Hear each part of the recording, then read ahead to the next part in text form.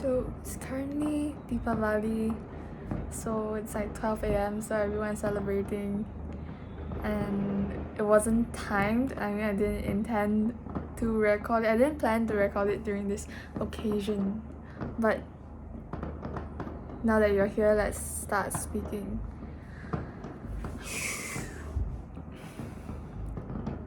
So, why are we miserable? I realized that I was miserable only today, and which is why I'm recording this video. It's like a sudden moment where I feel like, damn, I suddenly understand why I have been behaving in a certain way, why I've been thinking certain things, why I can't seem to make the right decisions in my life. It's because I am miserable. So, what is my personal experience with this? Let me elaborate.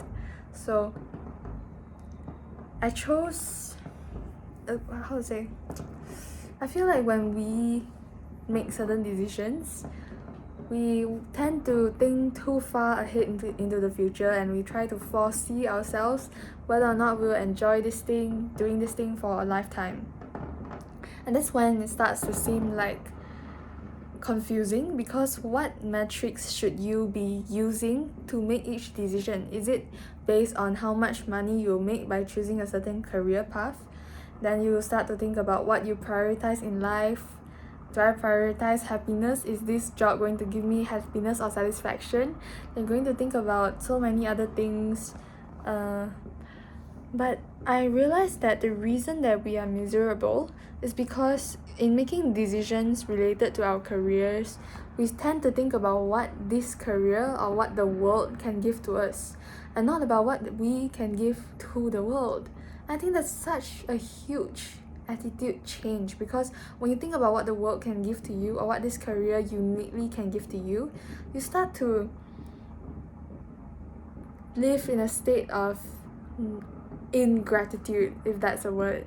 It's like, because it's never going to be enough, and you're trying to control something that cannot be controlled, because the future itself cannot be controlled, right? And when you think in this way, you start to become very selfish, because you start to think, this career can give me this, another career can give me that, and then you start to think, oh, then am I making the right choice?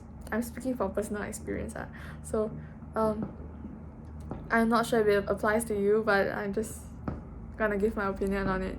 So you start to think about these two careers, and then like, what can happen? Am I making the right decision? And you start to go into uncertainty, and then you start to have what's called a decision paralysis.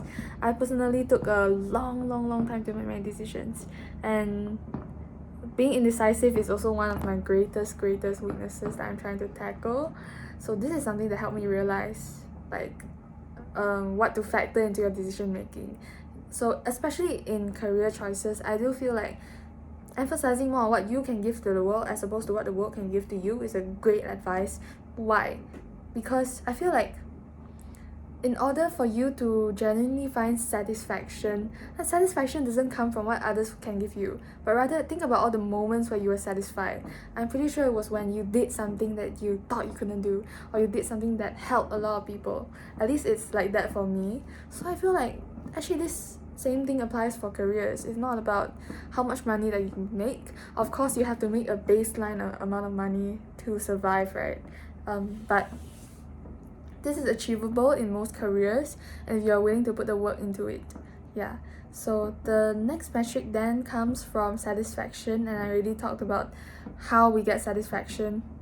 And okay, another problem is like, the problem behind thinking about what the world can give to you is that I need to charge my phone. Is that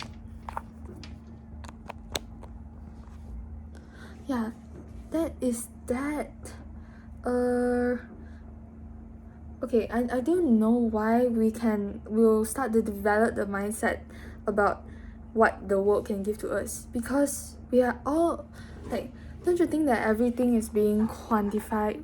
It's being quantified right now in the world. It's like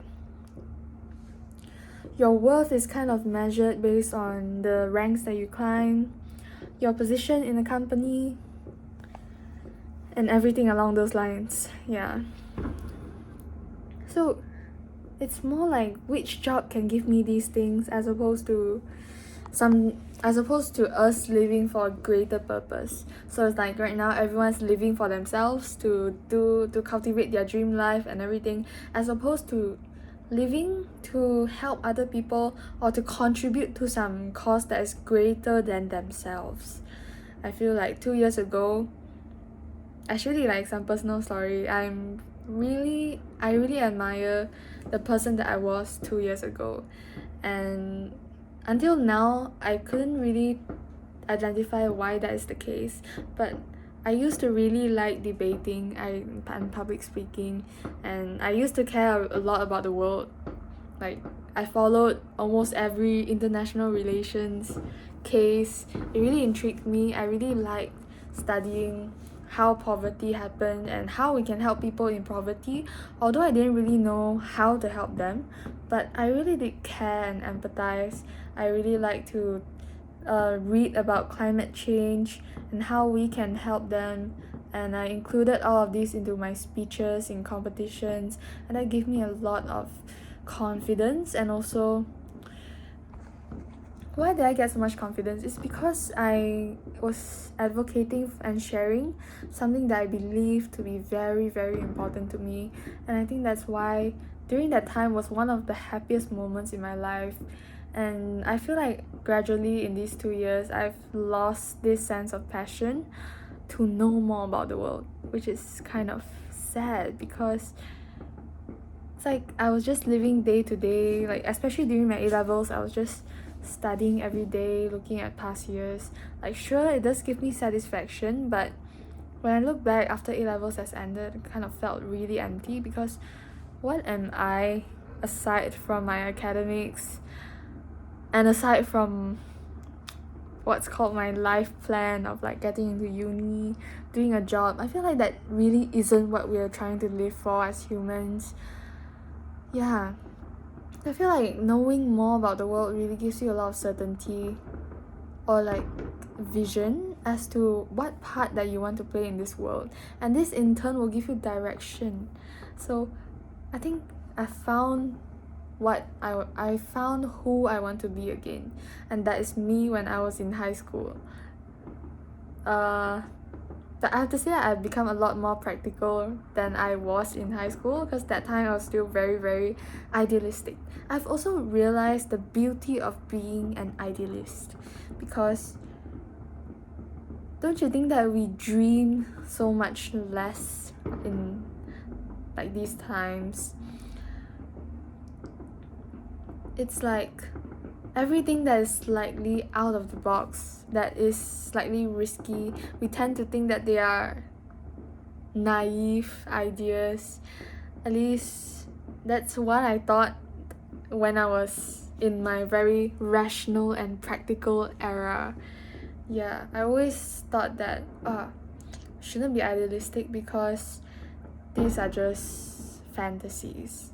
But it's now that I realize that this is why I've become so miserable. It's because I don't give myself the capacity to dream about my future or dream about the future that could be for this world. To dream about the possibilities that can happen if we do put in the work. So really, I feel like dreaming is necessary for a satisfying life, because we're trying to reach for the stars. Trying to reach for the stars is much better than living in this endless suffering and cycle of day-to-day routine and staying in this small confinement of your mind. So maybe let your mind reach for what it wants, and then I guess the rest will come later. So what am I trying to say then? Like, oh my god, I hope it's not too confusing. So some of the conclusions that I'll start implementing in my life is that, number one, unlock the door to your mind of confinement and let it wander around and see what it needs to see like a curious child. Then look at what things can be implemented, let it think. Second, know more about the world. Doesn't matter if it's not related to your degree. learn more about what's happening and what you really care about. For me, I want to focus a little bit more on like climate change, on governments, on politics, because that's what I really liked in the past. I want to see if I can still find my passion for it again. Third,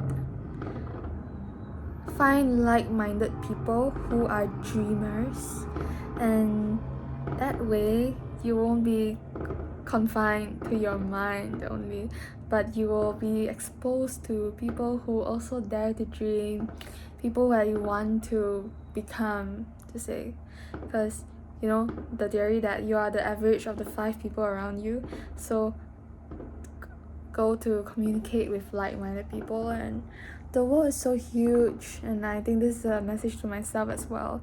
It's that dreaming is beauty. You have the right to be idealistic.